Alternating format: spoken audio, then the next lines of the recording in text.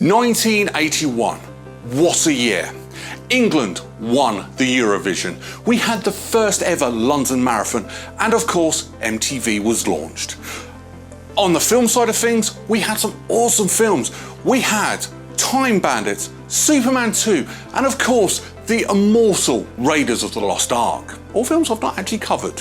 But we're not on about good films, because that's not what we do in this channel. We generally nitpick films. But today, we're not nitpicking, we're just going to come out and say these films were the worst of the worst. So we're going to look at 10 of the worst films in 1981. Number 10, Paternity. Burt Reynolds plays a single man who searches for a woman who will bear his baby with no strings attached. Yeah, there's nothing really more to that film. I mean, that film essentially is Friends with Benefits, but set in the 80s, because it was the 80s. Burt Reynolds actually enjoyed this film. He calls it one of his personal favourites because he feels he's portraying himself. So why is this film criticised? Well, the critics actually go opposite, because they say this is one of Burt Reynolds' worst films he's ever done in his life. I mean, some of the biggest criticism of this film is the fact that the pace is so slow, and this film comes across more of a historical romance rather than what it's trying to be, which is a bit of a lad's comedy. But let's face it, films about men's feelings don't really do very well. Number 9, Halloween 2.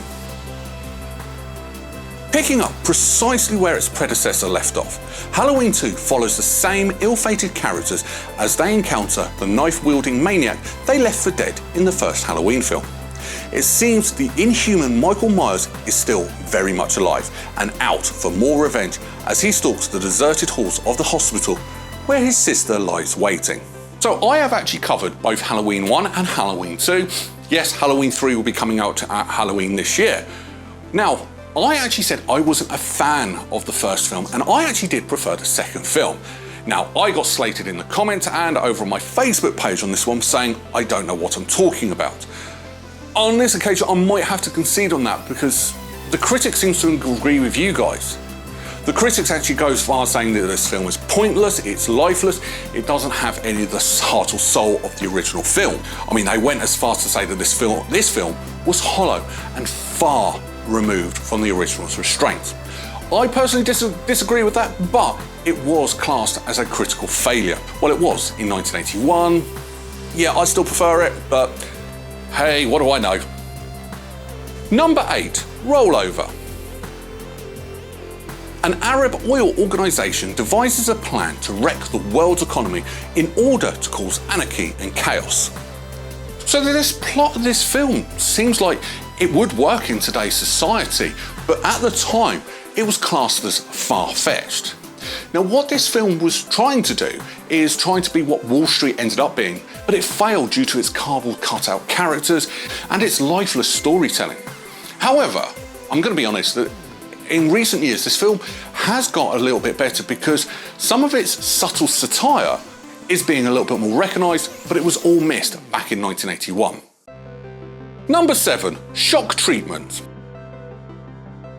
In this sort of sequel to the Rocky Horror Picture Show, Janet and Brad become contestants on a game show, but wind up as captives instead. In this, is it a sequel? Is it not a sequel? Officially, in one hand it's classed as a sequel, but in another hand it's not. But Richard O'Brien says it's not, so we'll go down that road. But the truth is, it failed to capture all the buzz and grandeur of the Rocky Horror Picture Show. Now, while it does have all of Richard O'Brien's hallmark madness genius, it feels like it has the unbridled passion of whatever strange things the filmmakers thought of on that particular day of filming. But when we move on to it, the songs don't have the same life and energy as the Rocky Horror Picture Show. Those songs are iconic. The songs in Shock Treatment come across as they're more parodies of whatever popular songs were around at that time. So yeah, it didn't really do very well. Number 6, The Omen 3, The Final Conflict. The now adult Antichrist plots to eliminate his future divine opponent while a cabal of monks plot to stop him. A film that is so bad in a beloved franchise that the franchise removed it. So when you do look this film up, don't search for Omen 3, just search for The Final Conflict. That's how bad this film was. But we're gonna be a little bit nice, because the first 10 minutes of this film is masterful storytelling, but then it just drops off dramatically and doesn't have anything to do with it. It's lifeless after the first 10 minutes, really. Number 5, Endless Love. A high school student's love for a 15-year-old girl is thwarted by parental disapproval, circumstance, and accident. When a film has such a powerful song that goes alongside it, that film is certain to succeed. But that's not what happened here.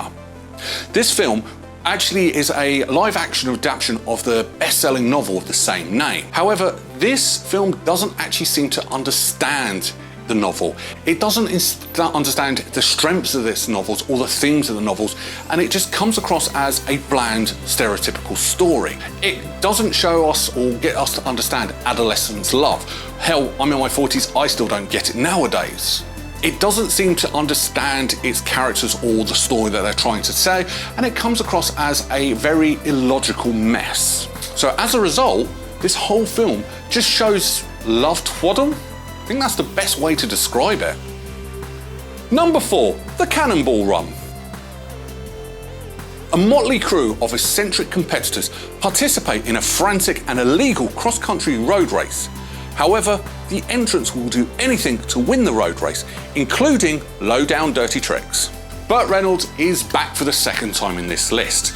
Don't think he really had a good year in 1981, do you? But saying that, the Cannonball Run, it's full of stars and stupidity, but it doesn't go beyond telling a repeating formula of parallel stories. What this film tries to be is basically wacky races on the big screen when all the competitors are Dick Dastardly. And it doesn't quite work, it doesn't kind of have the charm of wacky races, really. Number 3, Friday the 13th, Part 2. Mrs. Voorhees is dead and Camp Crystal Lake is shut down, but a camp next to the infamous place is stalked by an unknown assailant. And you thought sequels were just a modern thing.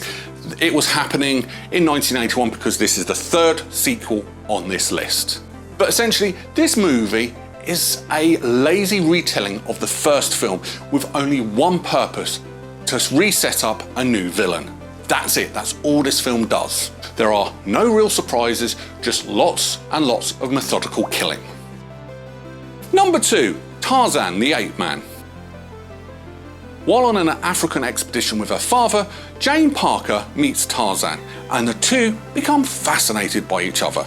Oh yeah, we can't forget the remakes, because remakes, or bad remakes, were a thing in the 1980s as well. This film has so much silliness in this film that it comes across as more of a comedy than the action-adventure film that it's trying to be.